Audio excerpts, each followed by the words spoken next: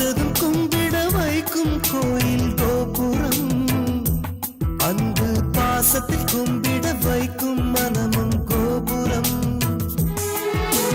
உயர்ந்து நிற்கணும் அன்பால், உலகம் வணங்கணும் பண்பால். கோபுரம் மனமே கோபுரம், கோபுரம் குடும்பம் கோபுரம்.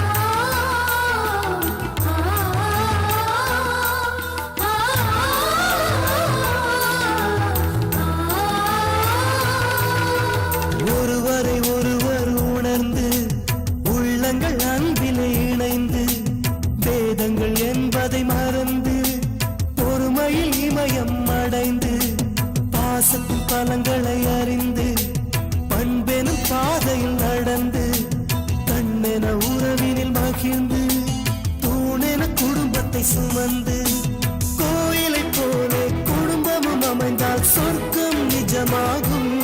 கூட்டு குடும்பத்தின் பொறுமை உணர்ந்திடும் போது கோபுரம் போலாகும். கோபுரம் மனமே கோபுரம்,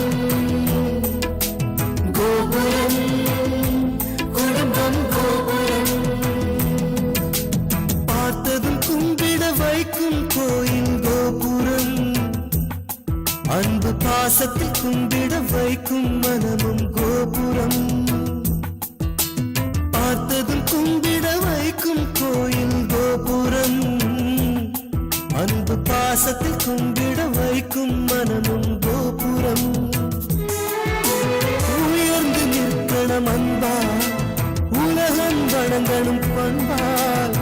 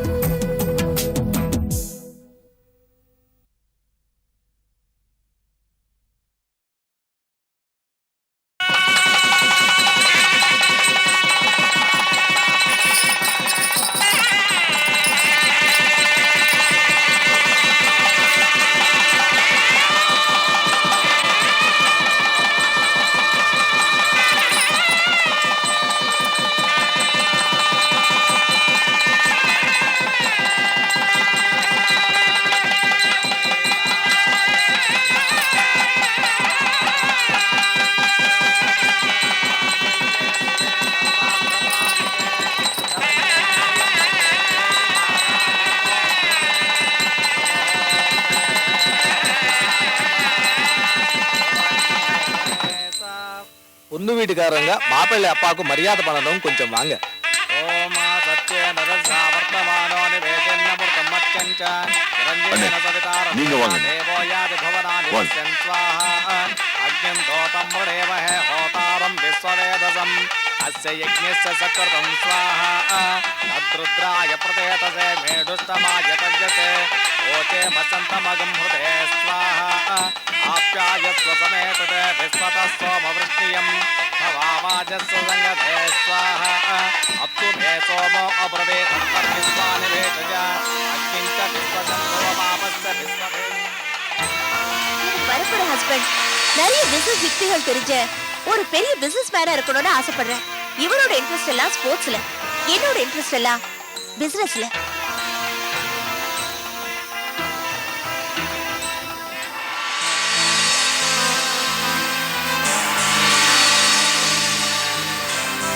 நம்ம ஸ்டேட்டஸ் என்ன, அவர் ஸ்டேட்டஸ் என்ன? என்னதான் லாயரா இருந்தாலும், திறமசாலியா இருந்தாலும், புத்திசாலியா இருந்தாலும், மாசம் மாசம் கிட்ட கை நீட்டி சம்பளம் வாங்குறவர் தானே. அவர் எப்படி நமக்கு சரிசமா சம்மந்தி ஆக முடியும்? இதெல்லாம் பேராசை இல்லையா? இப்படி எல்லாம் பேசுறாராம் சார் அவரு. அன்னைக்கு உனக்கு சம்பந்தியாக தகுதி இல்லைன்னு சொன்ன. இன்னைக்கு உன் கையாலேயே சம்பந்தி மரியாதையை செய்ய வச்சேன் பாத்தியா? இனிமேதான் அந்த ஜேபி யாருன்னு உனக்கு தெரிய போகுது.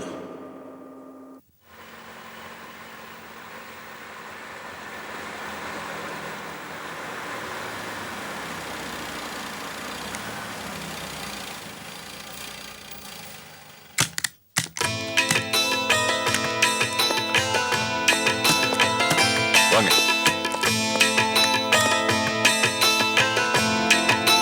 வாங்க.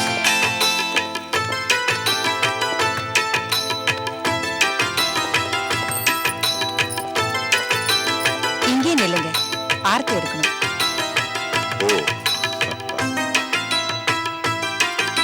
சதாசிவா, அம்மா ஆர்த்தி தட்டு ரெடியா இருக்கா? ரெடியா இருக்குமா? இதை கொண்டு வரமா? கொண்டாங்க. இந்தாங்கம்மா. வாமா வாமா. ஜோதி, நீ ஆர்த்தி எடு. வா, கொண்டாமா.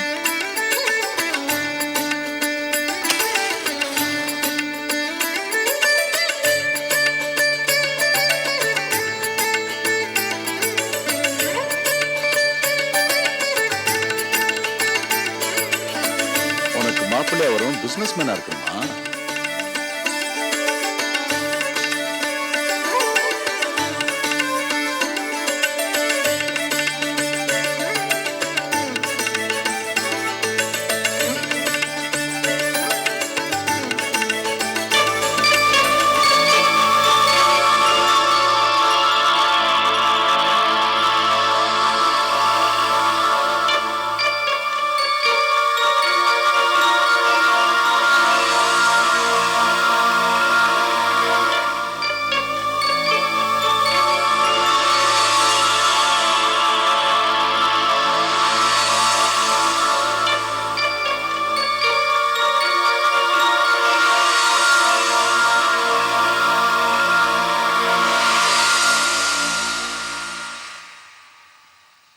நிலுமா, ஏண்டா ஆரத்தி எடுக்க தட்டை ஏந்தி நிக்கிறாங்க, என்ன பண்ணணும்னு தெரியாது?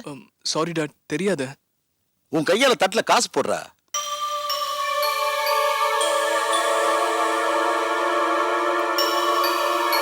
ஆனந்த், என்னப்பா அது 100 ரூபாய் போடுற? அது யாரு? இந்த வீட்டோட மூத்த பொண்ணு, ஜெம் கம்பெனியோட one of the directors. MBA படிச்சிருக்கு, அதுக்கு போய் கேவலம் 100 ரூபாய் போடுற? இந்தா ஒரு 1000 ரூபாய் போடு.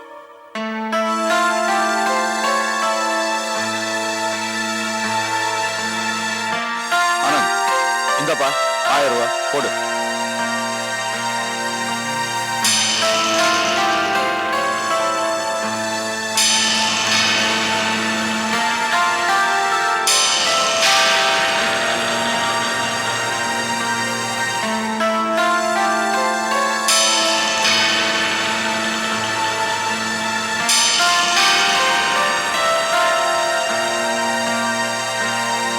வாங்க.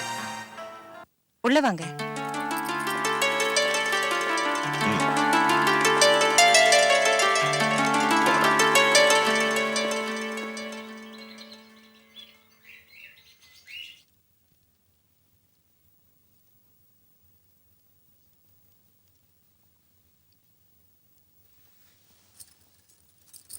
அப்போ இந்த கல்யாணத்தை நடத்துறதுக்கு பொறுப்பேத்துக்கிட்ட ஜேபி இப்போ உங்க அண்ணனுங்களுக்கு சம்மந்தி ஆயிட்டாரு, அப்படிதானே?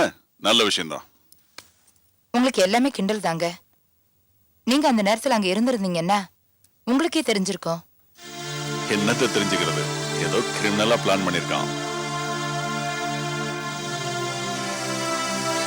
ஜேபி சாருக்கு எவ்வளவு பெரிய மனசு. அந்த இக்கட்டான சூழ்நிலையில உயிர் நண்பன்னு சொல்லி அண்ணனுக்கு ஏற்பட்ட அவமானத்தை தொடச்சாரு. நான் கூட அவரை பத்தி என்னவோ நினைச்சேன்.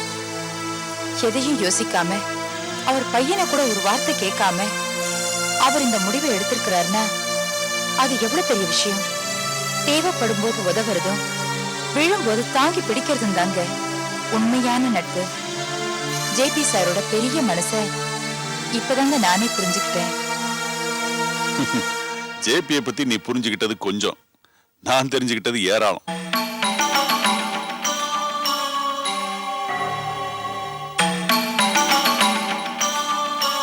அவர் மனசுல இருக்கிற பாசத்துக்கும் வேசத்துக்கும் எத்தனை பர்சன்டேஜ் வித்தியாசம் இருக்குங்கிறது எனக்கு தான் நல்லா தெரியும். நீ சொல்றத நம்பவும் முடியல, நம்பாம இருக்கவும் முடியல. எப்படியோ கல்யாணம் நல்லபடியா நடந்துருச்சு. என்ன ஜேபி இனிமே உங்க அண்ணனுங்களை அதிகம் திட்ட மாட்டாரு. ஏன்னா அவர்தான் சம்மந்தி ஆயிட்டாரு. எப்ப பார்த்தாலும் உங்க அண்ணனை பத்தியே தான் பேசுவீங்க.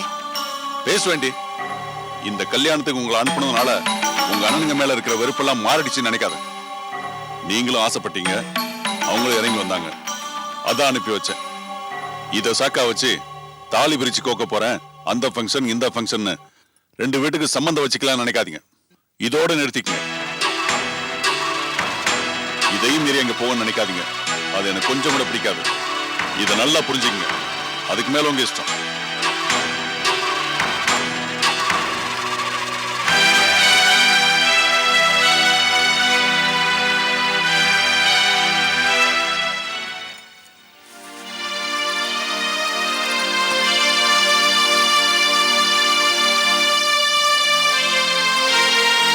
சீக்கிரமா புறப்படுங்கம்மா, எல்லாரும் காத்துக்கிட்டு இருக்காங்க.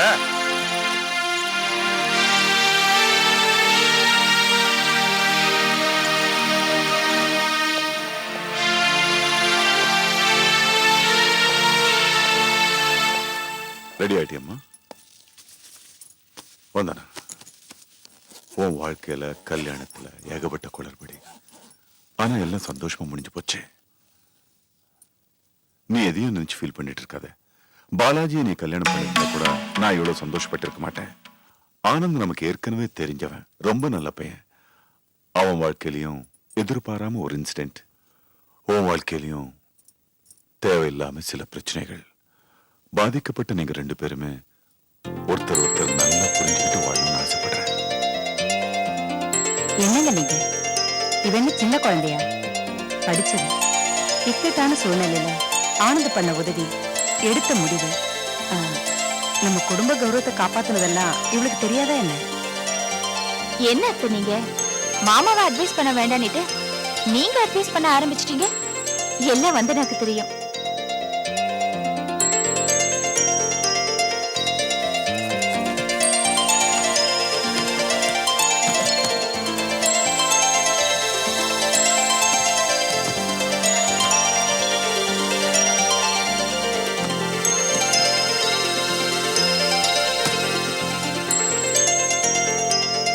ஆல் தி பெஸ்ட் வந்தனா.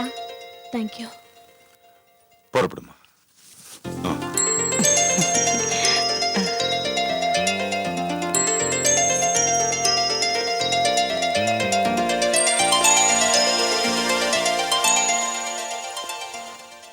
வந்தனா, பெரியப்பா கிட்ட போய் ஆசீர்வாதம் வாங்கிக்கம்மா.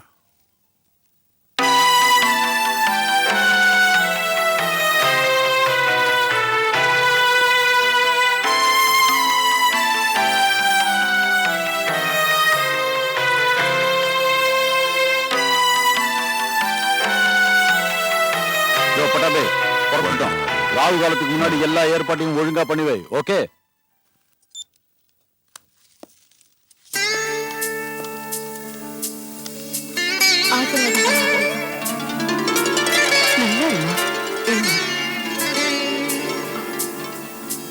நல்லா நல்லா.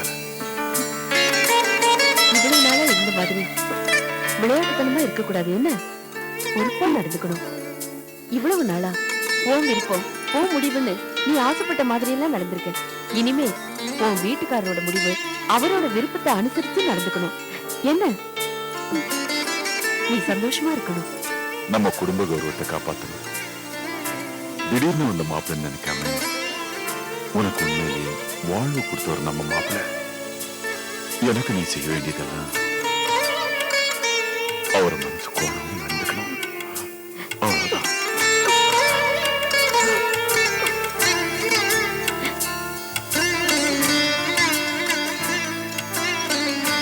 நீ நல்லா இருக்கணும் Vandana. All the best. Thank you. Vandana, மாப்பிள்ளையும் மாமாவையும் புரிஞ்சு நடந்துக்கும். இந்த பாரு, கல்யாணம் ஆயிடுச்சு, பெரிய மனுஷி ஆயிட்டெல்லாம் நினைக்காத. நான் ஃபோன் பண்ணா நீ உடனே வரணும். சினிமாக்கு டிக்கெட் எடுத்துட்டு நான் கூப்பிடுவேன். அடுத்த நிமிஷம் நீங்க இருக்கணும். ராகு காலம் வந்துடும் போல இருக்கு. புறப்படலாமா? பொறுப்புமா. வரும் பெரியமா. வரும் பெரியப்பா.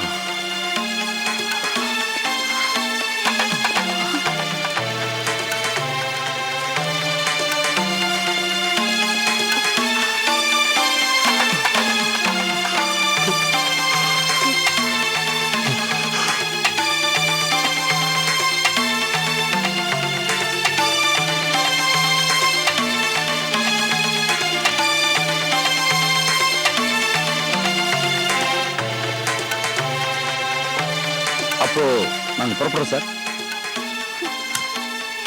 உட்கார். ஆசீர்வாதம் பண்ணுங்கப்பா.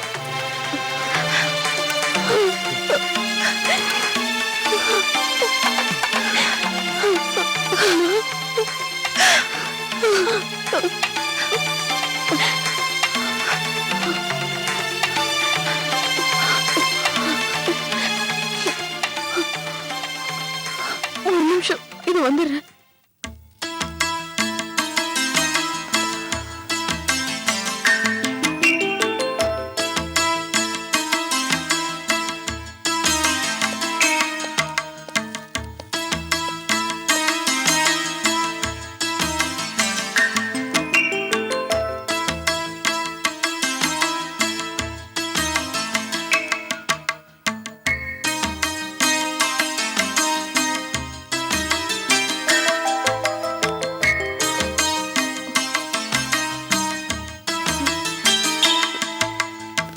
என்னம்மா?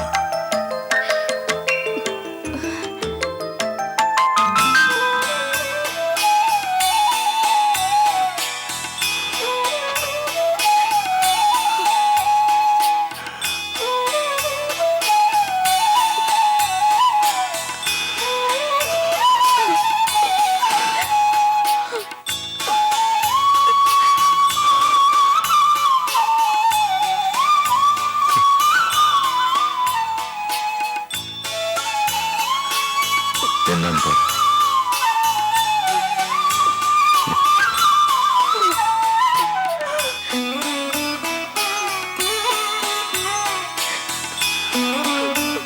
உட்கார். வாங்க மாப்பிள்ளை. வரேம்மா. வரேன்.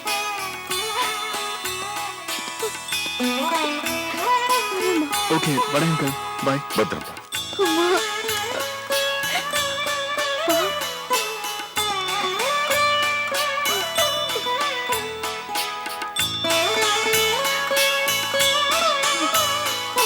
அப்ப நான் புறப்படுறேன் சார். வந்து நான் பார்த்துக்கணும். எதுக்கும் கவலைப்படாதீங்க, நான் பார்த்துக்கிறேன். டிரைவர். வரம் பிரவீன். போயிட்டு வரேன். வர அருண். ஃபோன் பண்ணுங்க. சரிம்மா. நானும் ஃபோன் பண்றேன்ப்பா. உனக்கு எப்போ பார்க்கணும்னு தோணுதோ மாப்பிள்ளையோட வீட்டுக்கு வந்துடுமா. அண்ணா வரேன்னா. நல்லபடியா போயிட்டு வாமா. பாய் ஜோதி. பாய் பாய்டா அருண். பாய். ஃபோன் பண்ணு. பாய் வந்தனா. பாய்.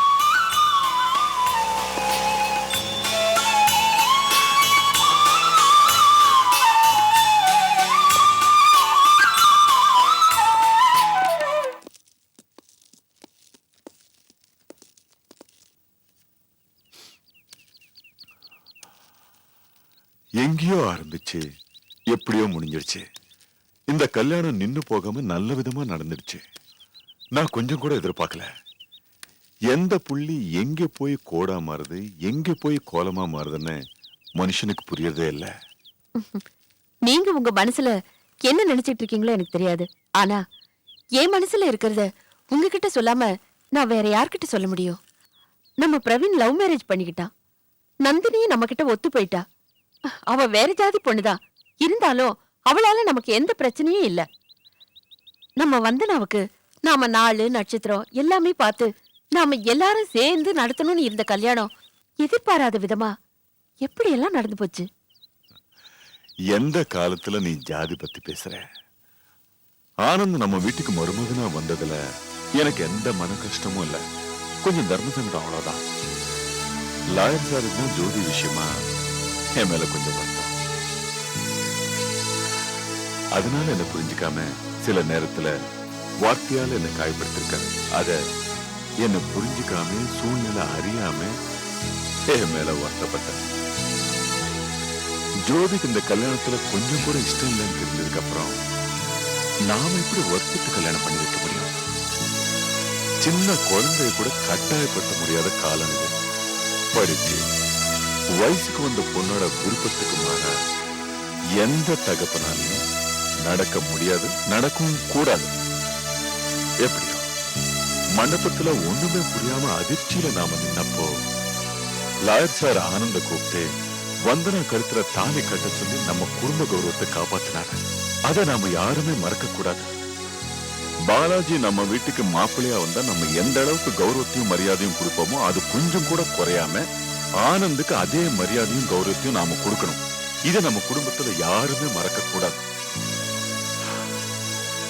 லாயர் சார் ஆனந்த கூப்பிட்டு வந்தனா கழுத்துல தாலி கட்டுறான்னு சொன்னப்போ அவன் ஒரு வார்த்தை கூட எதிர்த்து பேசாம வந்தனா கழுத்துல தாலி கட்டிருக்கான். அதுக்குரிய நன்றியும் மரியாதையும் நாம காட்டணும். அது நம்ம கடமை. ஆமாங்க.